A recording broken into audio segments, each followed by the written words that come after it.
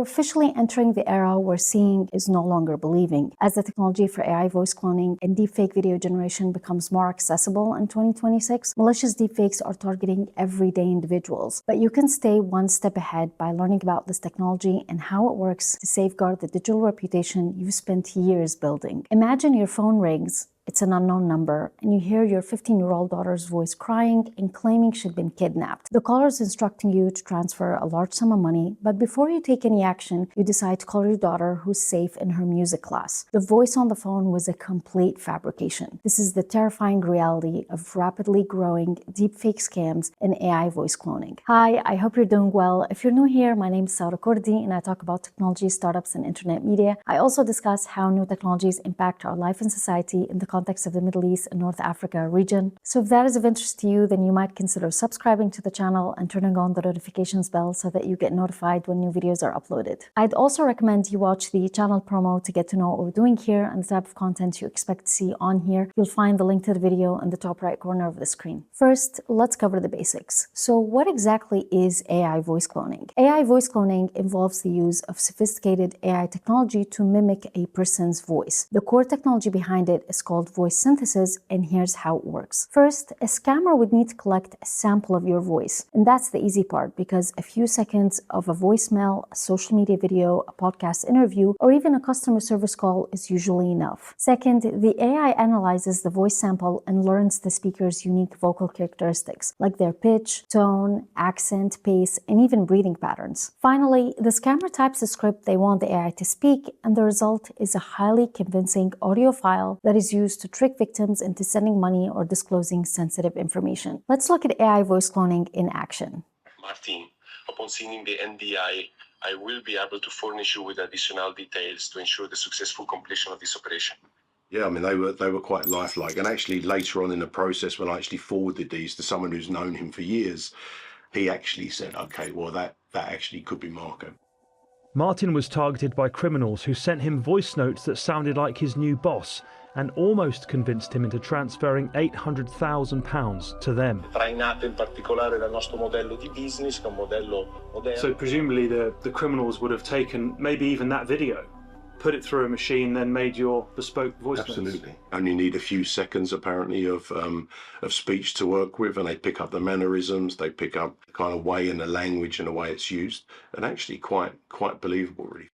Martin only spotted the scam after triple-checking an email address used by the scammers pretending to be a lawyer. Now that we've covered AI voice cloning, let's talk about deepfakes. Deepfakes are hyper-realistic synthetic videos created using artificial intelligence that convincingly swap faces, alter expressions, or generate entirely new scenarios. These videos make it appear as if someone said or did something they never did. With AI, fraudsters can take 3-second recording of your voice. I've watched one of me on a couple of times. I said, when the hell did I say that?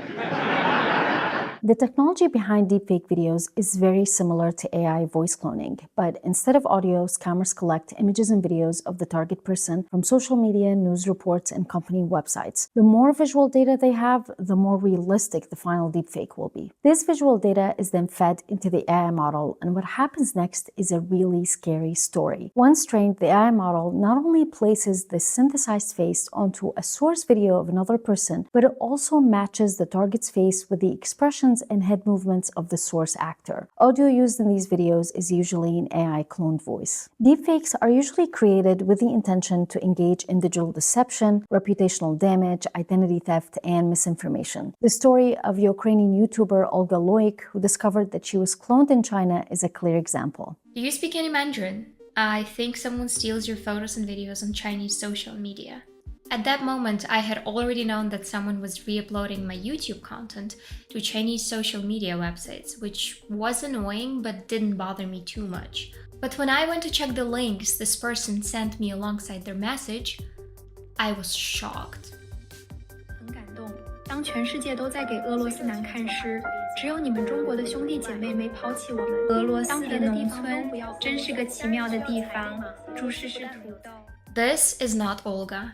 Her name is April and she's been living in China for 8 years. She has my voice, my face, and she speaks fluent Mandarin. And here's Natasha.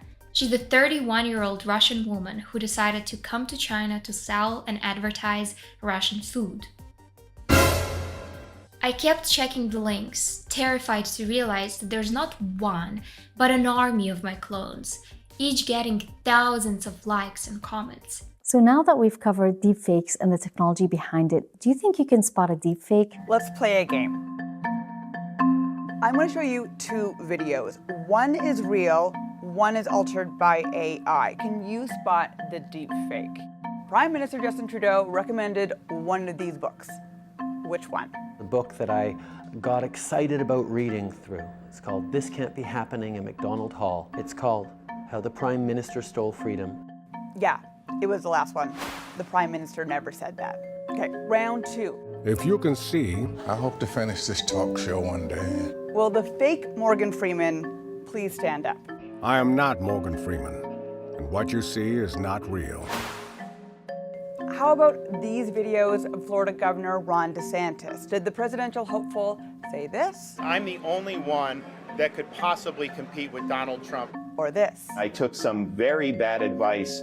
I did some very bad things. The last one is fake. It's important to note that this video was published by CBC News The National around 2 years ago. Deepfakes today are extremely hyper-realistic and a lot harder to detect. So spotting a deepfake today is a lot more challenging. The future will definitely bring even more sophisticated forms of synthetic media. But always remember, better digital literacy, deeper critical thinking, a healthy dose of skepticism, and a commitment to learning remains the best defense strategy. If you like this video, then you might also enjoy the video where we talked about the ethical challenges and privacy implications of digital twin technology. You'll find the link to the video somewhere on the screen. That's it for this video, and I'll see you in the next one.